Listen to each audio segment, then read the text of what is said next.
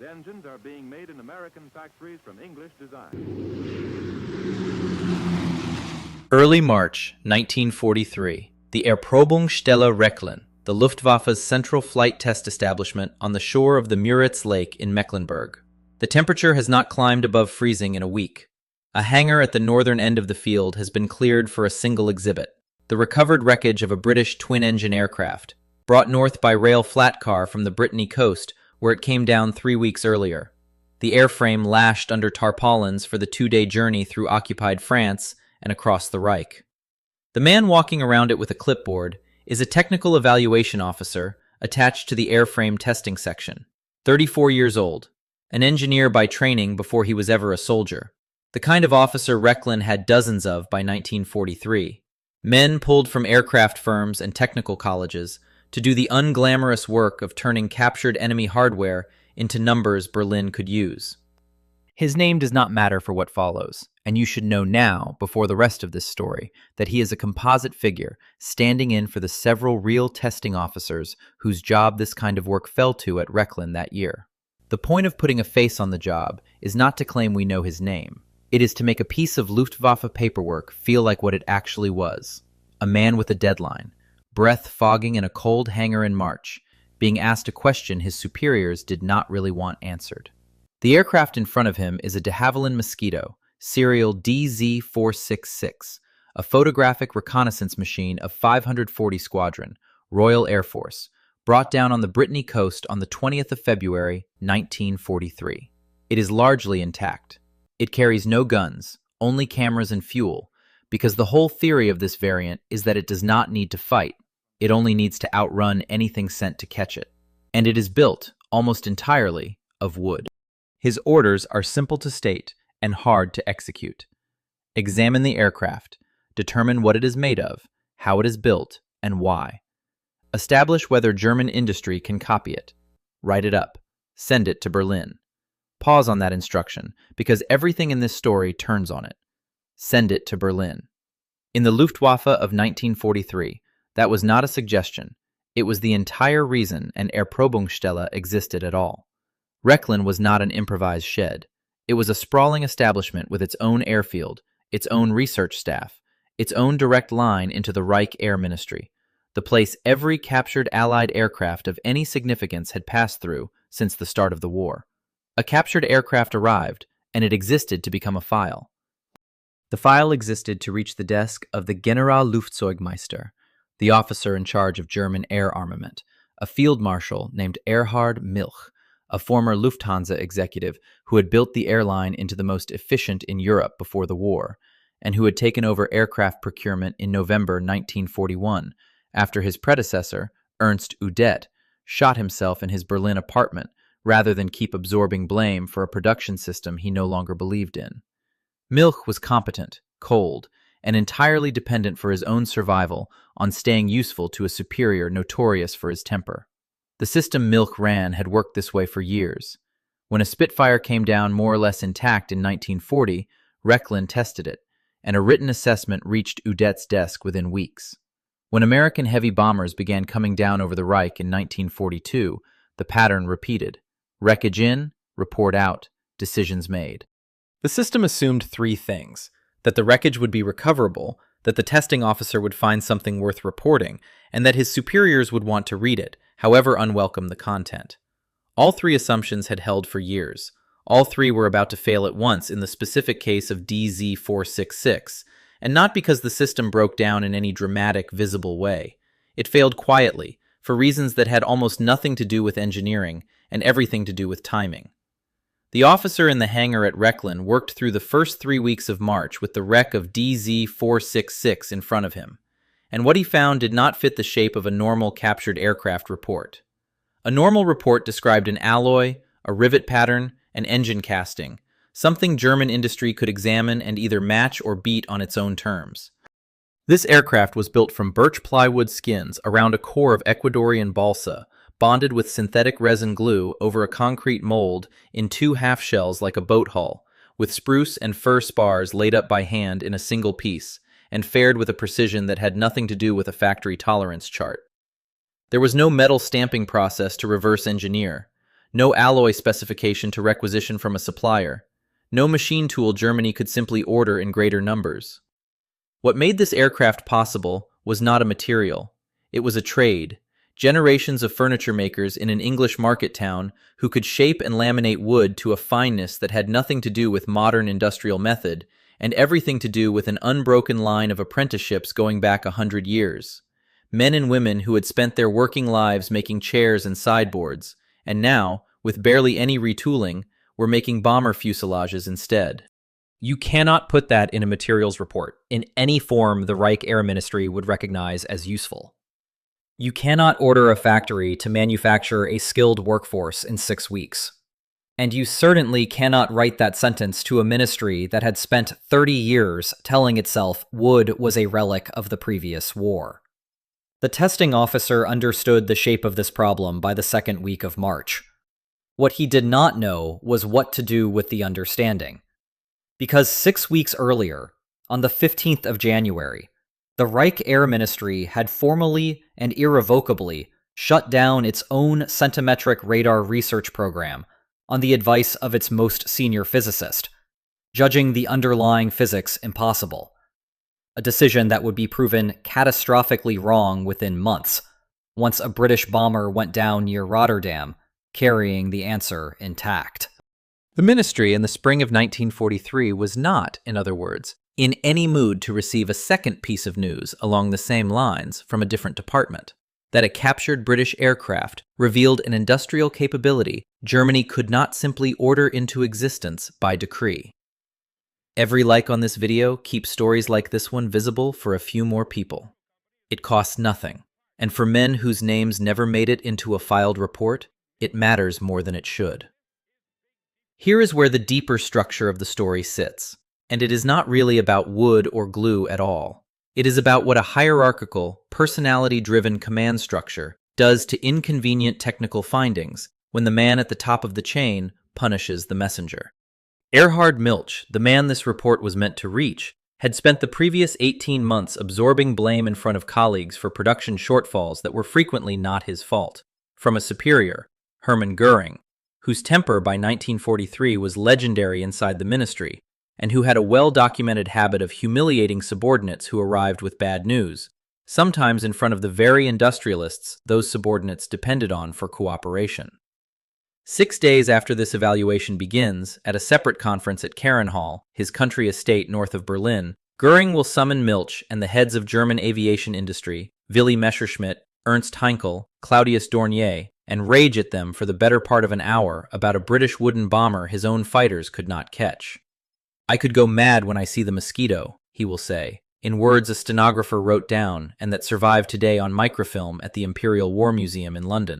He will turn to Messerschmitt directly and demand to know why Germany simply has not copied it, as if copying were a matter of will, rather than a furniture trade neither man in that room had ever thought to build.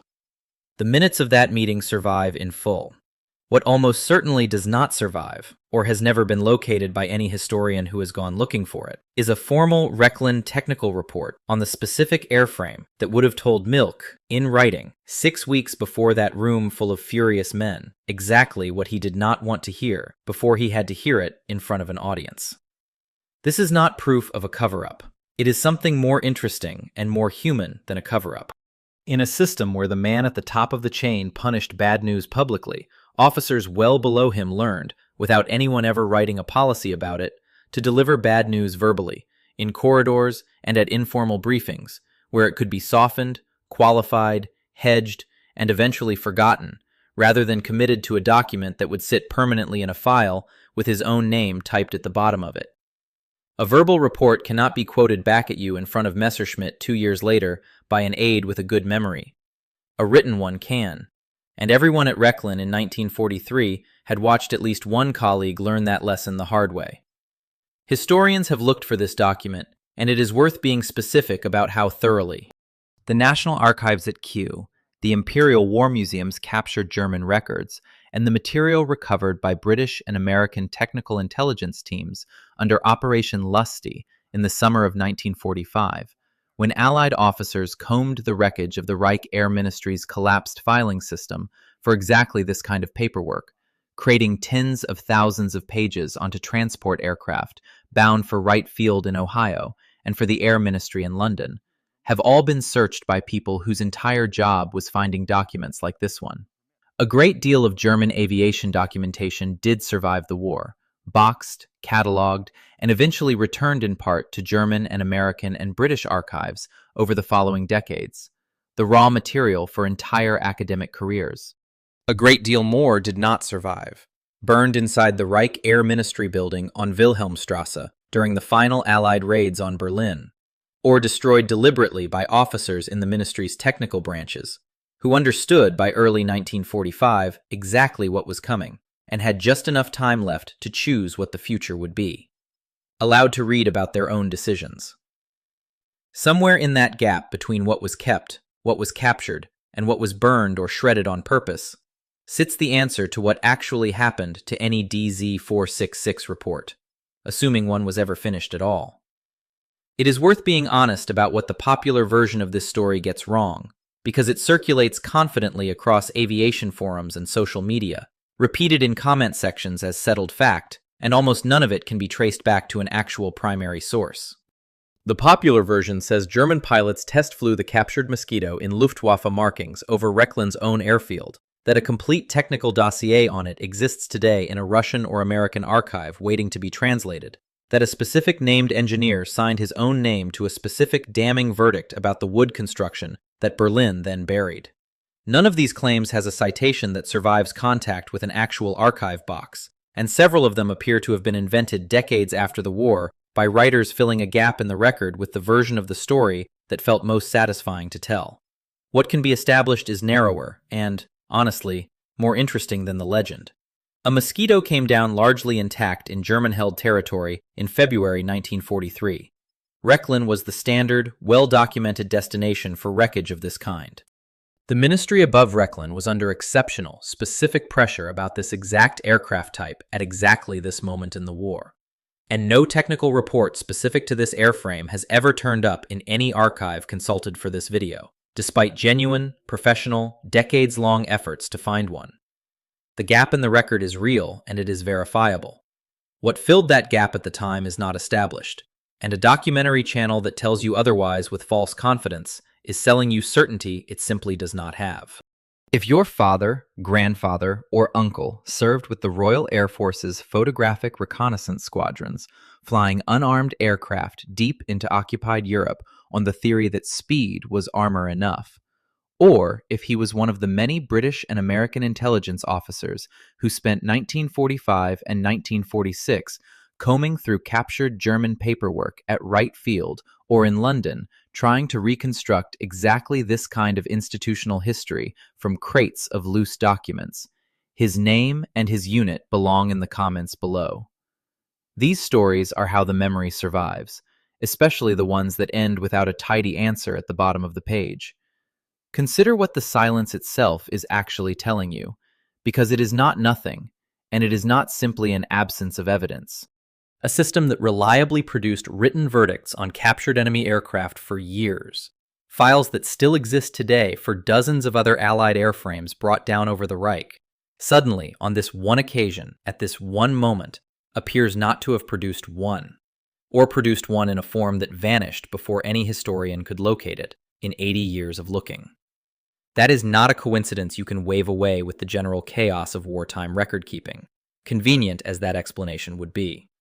It lines up too precisely, almost to the week, with the gap between the Air Ministry's public, irreversible commitment to a doomed radar doctrine and Göring's furious, recorded demand that Messerschmitt simply copy an aircraft nobody in that room at Carinhall could actually copy on any useful timescale. Officers inside that ministry in March 1943 had just watched, or heard about within days, exactly what happened to men who arrived with unwelcome technical truths and said them out loud in the wrong room. The rational response, if you were the testing officer at Rechlin holding a wreck that proved conclusively that German industry could not simply order its way into a skilled furniture trade it had spent decades ignoring, was not to lie about what you had found. It was to say as little as possible in a form that could later be attributed to you personally, and let the finding travel upward as talk, as a private word to a superior over a meal, rather than as a piece of paper with your signature and the date on it. Return, at the end of this, to the hangar at Rechlin, to the man with the clipboard in the cold March light, breath still fogging, the wreck of DZ466 in front of him under the hangar lamps. We do not know his name. We do not know with any certainty at all whether he finished a written report, whether he watered one down before it left his own desk, whether he handed a finished document to a superior who quietly decided it should travel no further up the chain, or whether it was written out in full, properly, professionally, and simply did not survive the collapse of the ministry 2 years later, along with so much else.